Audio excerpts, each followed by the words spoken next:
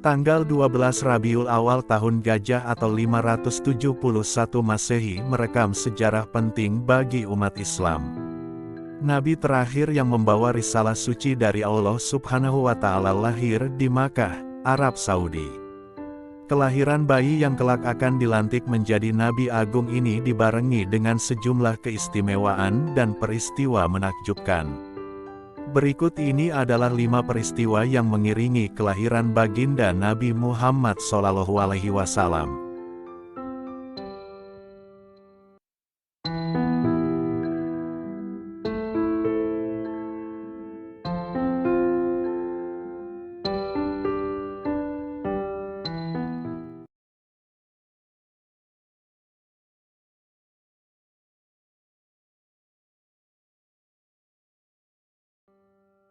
Padamnya api sesembahan Majusi. Agama Majusi merupakan salah satu aliran teologis yang sudah ada jauh sebelum kedatangan agama Islam. Pengikut agama ini dikenal sangat menyakralkan salah satu unsur alam yaitu api. Bagi mereka, api adalah kekuatan yang bisa memberi perlindungan dari segala macam bahaya serta mampu menganugerahi kesejahteraan bagi umat manusia. Sebab itu, mereka meyakini api sebagai Tuhan yang harus disembah. Konon, mereka punya api yang tidak pernah padam selama ribuan tahun.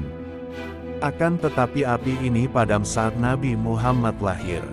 Dalam satu riwayat Imam Al-Baihaqi disebutkan yang artinya, pada malam kelahiran Nabi Muhammad SAW, balkon istana Kisra runtuh, 14 gereja runtuh, api, sesembahan Majusi, di Persia padam yang sebelumnya menyala selama 1000 tahun, dan gereja Bahira ambles ke tanah.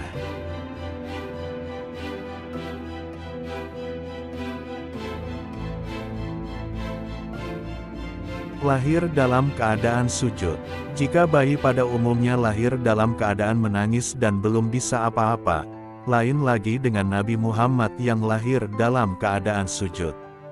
Imam Jalaluddin As-Suyuti dalam Khasaisul Kubra melaporkan bahwa begitu keluar dari rahim Siti Aminah, Nabi Muhammad sujud lalu mengangkat kedua tangannya seperti orang berdoa.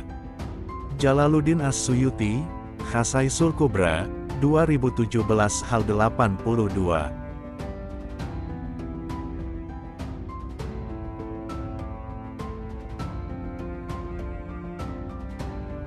Lahir dalam keadaan sudah dihitan. Salah satu kewajiban bagi setiap laki-laki muslim adalah melakukan hitan setelah mencapai usia balik, meskipun sebaiknya dilakukan lebih dini pada usia kurang lebih 7 tahun. Salah satu keistimewaan yang dimiliki oleh Nabi Muhammad adalah sudah dalam keadaan dihitan saat lahir. Menurut Syekh Sulaiman Al-Bujairami, selain Nabi Muhammad ada 14 nabi lain yang lahir sudah dalam keadaan sudah dihitan, yaitu Nabi Adam, Nabi Syits, Nabi Nuh, Nabi Hud, Nabi Soleh, Nabi Lut, Nabi Syuaib, Nabi Yusuf, Nabi Musa, Nabi Sulaiman, Nabi Zakaria, Nabi Yahya, Nabi Isa, dan Nabi Hanzalah bin Safwan. Hasyiyah Al-Bujairami, Al-Khatib, Juz 5, halaman 262.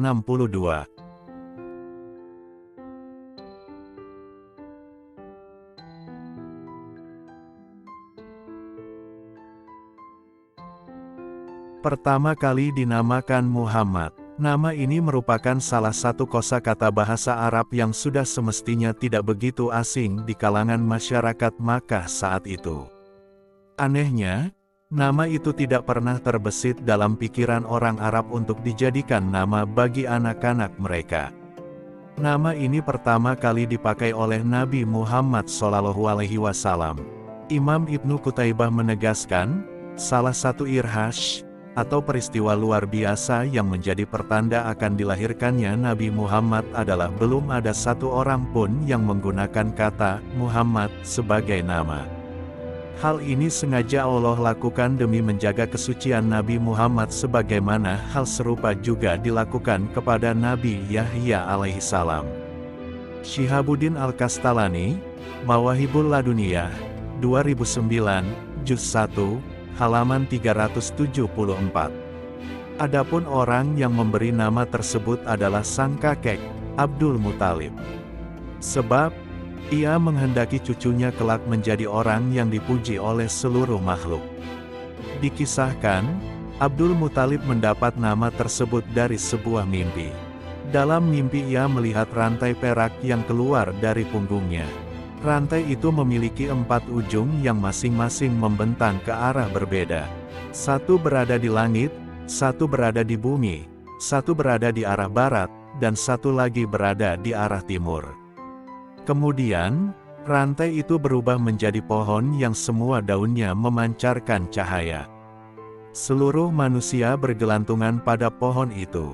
Setelah ditafsiri, ternyata mimpi itu mengisyaratkan bahwa kelak ia akan mempunyai keturunan yang akan diikuti oleh manusia dari barat sampai timur dan mendapat pujian dari penduduk langit dan bumi.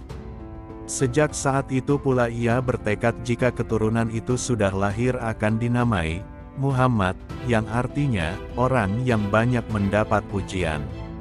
Imam Abu Abdillah As-Surkani, Syarah Mawahibul Laduniyah, 2012, Juz 1, halaman 162.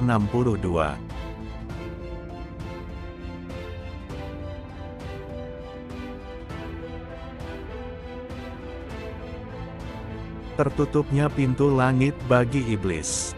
Sebelum Nabi Muhammad lahir, konon iblis bisa mencuri dengar perbincangan malaikat soal suratan takdir di langit ketujuh. Kemudian, iblis akan menyampaikan informasi rahasia itu kepada para dukun sehingga mereka bisa mengetahui hal-hal gaib. Meski begitu, informasi yang dibawa jin seringnya sengaja dipelintir. Begitu Nabi Shallallahu Alaihi Wasallam lahir, akses portal langit itu ditutup dan iblis pun tidak bisa lagi mencuri dengar. Terkait hal ini, As-Suhaili dalam Ar-Raudul menyampaikan yang artinya, diriwayatkan dalam beberapa hadits yang masyhur, dulu iblis bisa mencuri dengar di langit sebelum Nabi Isa diutus. Setelah Isa diutus atau dilahirkan, tertutup 3 lapis langit. Hingga Nabi Muhammad lahir, iblis tidak bisa lagi mencuri dengar sama sekali, sebab setan-setan sudah dilempari dengan bintang-bintang.